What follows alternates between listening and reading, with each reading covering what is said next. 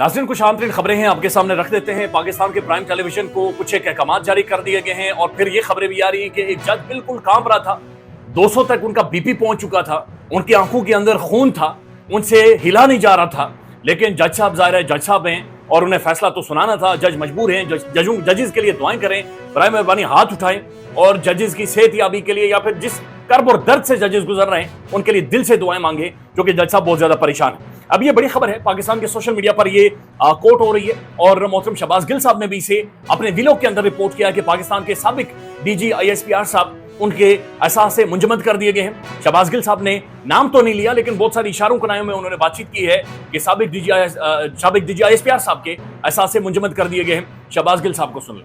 DG ISPR के assets freeze करने के अहकामात दिए गए हैं।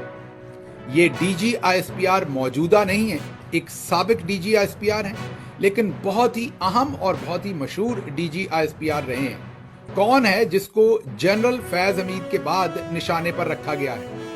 इस वक्त हमारे जो जराए हैं बहुत ही मुस्तनद जराए हैं, वेल प्लेस जराए हैं, जिनकी वजह से मैं कॉन्फिडेंटली आपके सामने खबर रख रहा हूं। लेकिन आपको पता है कि ऐसे तमाम काम ब्लैकमेलिंग के लिए किए जाते हैं, भाव ताव के लिए किए जाते हैं और अपनी बात मनवाने के लिए किए जाते हैं।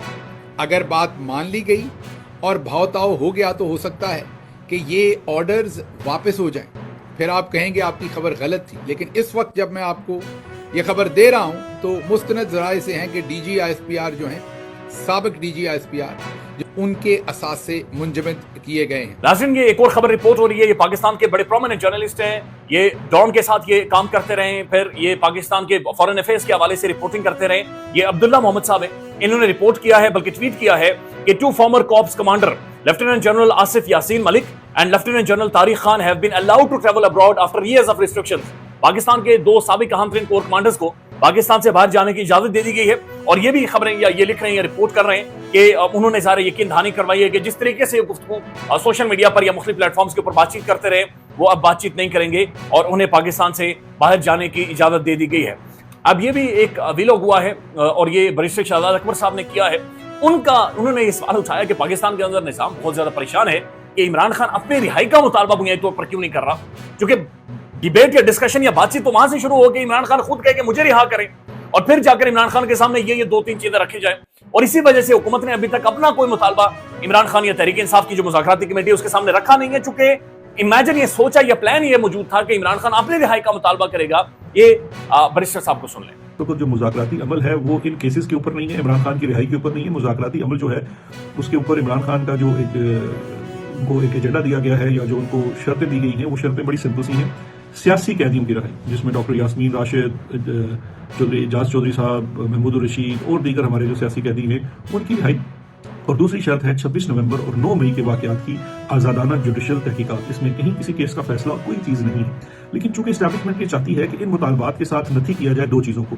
एक तो ये कि इमरान खान साहब कोई ना कोई रिलीफ लें, क्योंकि उनको ये शक है कि अगर इमरान खान रिलीफ लिए बगैर हमारे साथ बातचीत कर रहा है तो इसका फिर ये कोई मतलब हमारी समझ में नहीं आ रहा। और दूसरा ये है कि वो सोशल मीडिया या इमरान खान के जो बयान है उनको बंद करना चाहते हैं। दोनों चीज़ों के ऊपर इमरान खान राजी नहीं है। कल भी आप देखिए कि बड़े सस्पिशियस अंदाज में संडे को मैनुअल के मुताबिक नहीं मुलाकात हो सकती। नाज़रीन, नजम सेठी साहब से एक सवाल हुआ है और सवाल ये हुआ कि इमरान खान साहब के बयानिए का काउंटर क्या है। इमरान खान का जो नैरेटिव है और वो नैरेटिव दिलेरी और बहादुरी और रूल ऑफ लॉ और डेमोक्रेसी और कानून के साथ खड़े होने का है। इस नैरेटिव का काउंटर क्या है, इमरान खान को कैसे काउंटर किया जा सकता है? नजम सेठी साहब का इसके ऊपर बड़ा दिलचस्प जवाब है।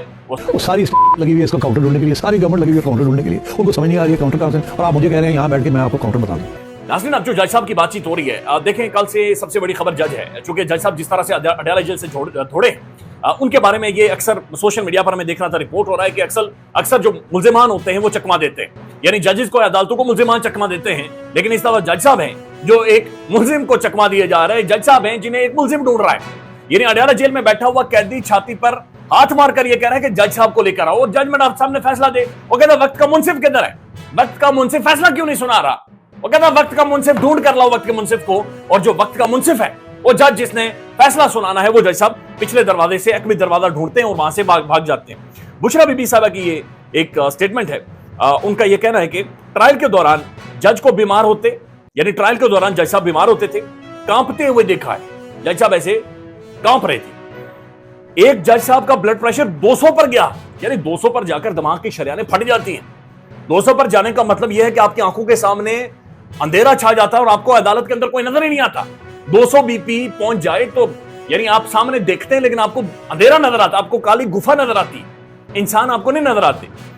وہ کہتے ہیں کہ جناب جج صاحب کا بلڈ پریشر 200 پر ہو گیا لیکن انہوں نے ہمیں سزا سنانا تھی، وہ سزا سنائی ہے۔ بشرا بی بی کا جج طاہر عباس صاحب سے یہ مکالمہ ہوا ہے، تو اندازہ لگائیں کہ جج صاحب نے 200 بلڈ پریشر گیا ہوا اور پھر جا کر فیصلہ سنایا۔ اور کل اپنے ویلو کے اندر محترم صدیق جان صاحب نے اسے رپورٹ کیا اور وہ کہتے ہیں کہ جج صاحب بیمار ہو گئے اور جج صاحب نے کہا کہ میں اٹھنے کے قابل نہیں ہوں، تو نظام نے جا کے جج صاحب کو کہا کہ اگر ہمیں آپ کو 4 کندھوں پر اٹھا کر عدالت میں لے جانا پڑا، ہم آپ کو 4 کندھوں پر اٹھا کر لے کر جائیں گے، اگر ہمیں آپ کو گھسیٹ کر اڈیالہ جیل میں لے جانا پڑا، جج صاحب آپ کو گھسیٹ کر لے کر جائیں گے، اگر ایمبولینس بلوانی پڑی، اگر آپ کو آکسیجن سلنڈر لگا کر اور خدا نہ خواستہ اللہ نہ کرے وینٹیلیٹر کی سہولت دینی پڑی، وینٹیلیٹر آپ کو اٹھا کر لے کر جائیں گے اور اڈیالہ جیل میں لے کر جائیں گے، آپ وینٹیلیٹر میں ہوں گے، لیکن آپ نے سزا سنانی۔ اور اس کے بعد بتایا جا رہا ہے کہ جج صاحب کانپتے ہوئے آدھے راستے پر ایمبولینس تک میں گئے اور اس کے بعد جج صاحب کو بڑی مشکل سے اڈیالہ جیل میں لے جایا گیا اور وہاں پر جا کر باقاعدہ سے جج صاحب نے سزا بھی سنائی ہے اور فیصلہ کیا۔ تو بڑی مشکل میں ججز، یہ ثاقب بشیر صاحب لکھتے ہیں،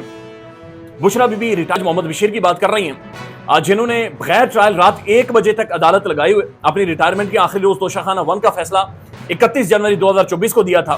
9 جنوری فرد جرم عائد ہوئی تھی، فرد جرم کے بعد 22 دن میں ٹرائل مکمل ہوا تھا۔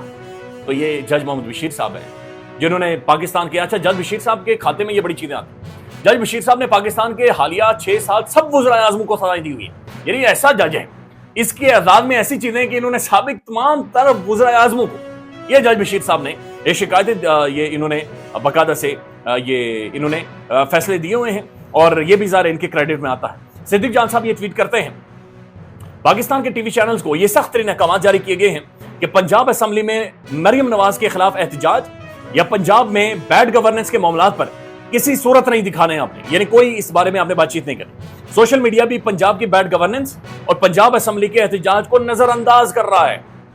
یہ بڑے افسوسناک ہے کہ سوشل میڈیا کیسے کر سکتا ہے، لیکن سوشل میڈیا بھی وہ کہنے کہ پنجاب کے اندر کر رہا۔ کل ہم نے راولپنڈی میں سروے کیا، یقین مانے میں آپ سے قسم اٹھا کر کہتا ہوں کہ آنسو بڑی مشکل سے ہم نے کیمرے میں روکے، دل خون کے آنسو روتا ہے جو لوگوں کی صورتحال تھی، انتہائی کربناک اور اذیتناک ماحول کے اندر لوگ اپنی زندگی جی رہے۔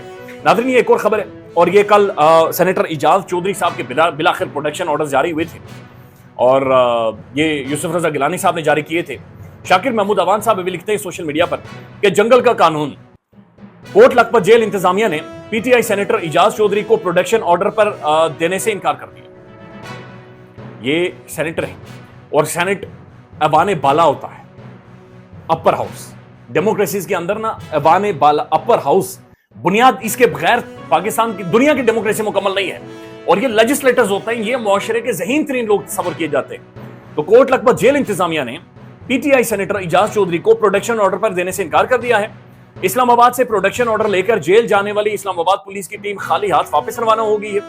چیئرمین سینٹ کی منظوری کے بعد گزشتہ روز اپوزیشن لیڈر شبلی فراز کی درخواست پر پروٹیکشن آرڈر جاری ہوئے تھے۔ سینیٹر اعجاز چودھری کا آج سینٹ اجلاس میں شرکت کے لیے لانے کے پروٹیکشن آرڈرز جاری کیے گئے تھے، لیکن ریسٹ از دا ہسٹری۔ جیل انتظامیہ کہہ رہی ہے کہ ہم ایک ایوان بالا، پاکستان کا سب سے بڑا ایوان، پاکستان کا لیجسلیٹو ادارہ، جہاں سے قانون بننے ہیں یا قانون سازی ہونی ہے، پاکستان کے سینٹ کے اندر چند مخصوص لوگ ہوتے ہیں، میرے خیال میں 100 لوگ ہیں پاکستانی سینٹ کے، اس سینٹ کے اندر اس کے سینیٹر کو ایک جیل انتظامیہ کہہ رہی ہے کہ ہم نہیں دیں گے، جو اکھاڑنا ہے اکھاڑ رہے ہیں۔ خیال رکھیے گا، اپڈیٹ کریں گے۔ اللہ